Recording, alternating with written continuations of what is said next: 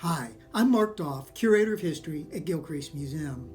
I want to share with you today a unique project of preserving Oklahoma's history that Thomas Gilcrease and historian and artist Vincent Lackey undertook more than 70 years ago.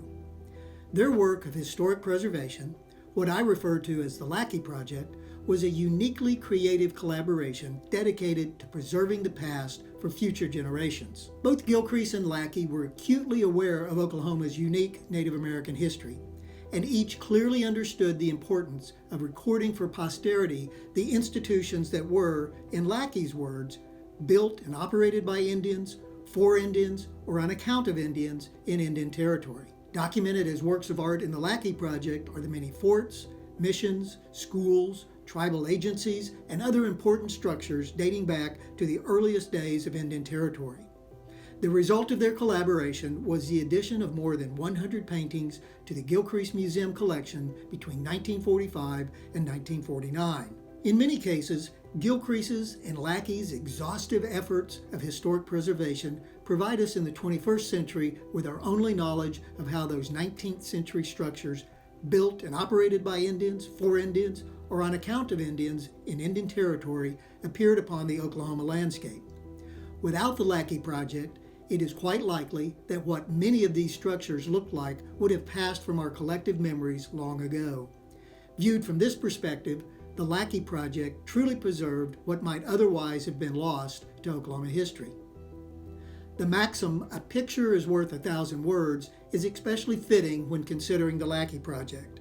Without these paintings, we are at a loss to visualize in our mind's eye something we have never seen.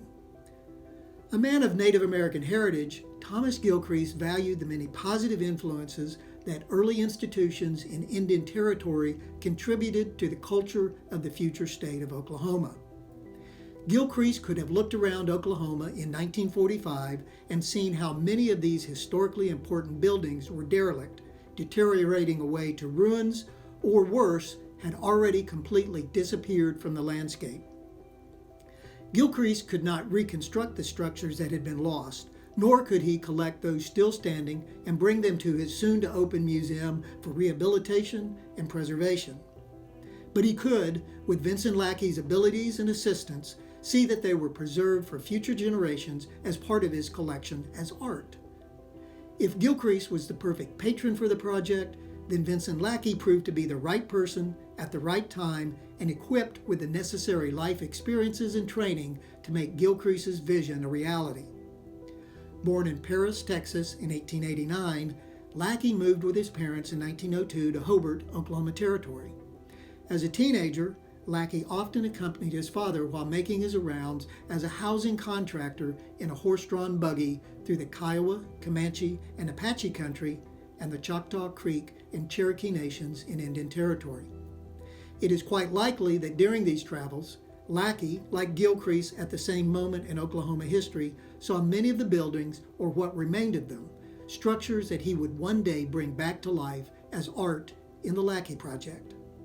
Gilcrease instructed Lackey to depict as faithfully as possible the forts, Indian agencies and government buildings, churches, missions, schools, significant homes, and commercial enterprises as they would have appeared when first constructed to serve the needs of Indian Territory. Lackey described his role in the project in his short histories of the early institutions of Indian Territory as attempting to portray in an authentic and documentary manner more than 100 of Oklahoma's pre-statehood institutions, which were built and operated by Indians, for Indians, or on account of Indians.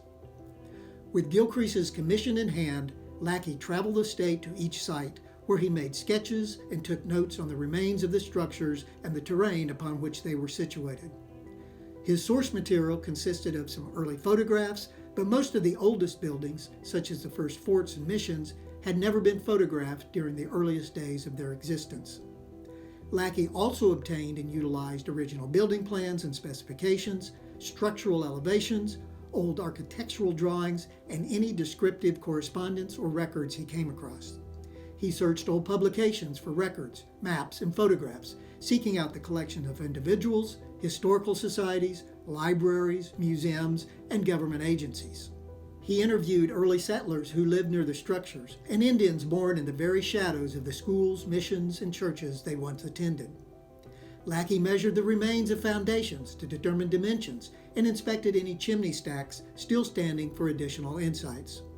He also made use of illustrations by artists sent to the area during the later Curatorial period by publications such as Harper's Weekly and Century Magazine.